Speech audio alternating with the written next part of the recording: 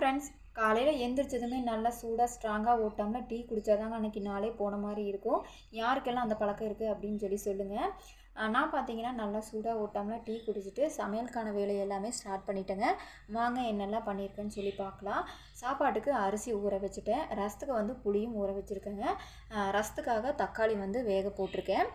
மல்லி சட்னி கேட்டாங்க அப்படின்னு சொல்லிட்டு மல்லித்தழை எல்லாமே க்ளீன் பண்ணி எடுத்து வச்சுட்டேங்க. சமையல் வேலை எல்லாமே முடிச்சுட்டேன்.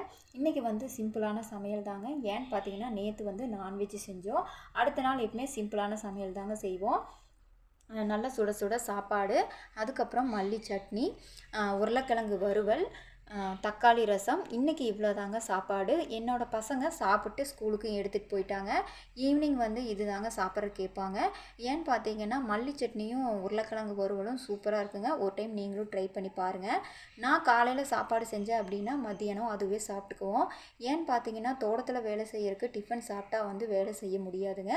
மத்தியானத்துக்கு சூடாக சாப்பாடு மட்டும் வச்சுக்குவோம். யார் வீட்டில் இந்த பழக்கம் இருக்குது அப்படின்னு சொல்லிட்டு கண்டிப்பாக கமெண்ட் பாக்ஸில் கமெண்ட் பண்ணுங்கள். நைட்டு மட்டும் டிஃபன் ஏதாவது சூடாக சமைச்சுக்குவாங்க. இன்றைக்கி சமையல் இதுதான். நாளைக்கு என்ன சமையல்னு நெக்ஸ்ட் வீடியோவில் பார்க்கலாம். நன்றி.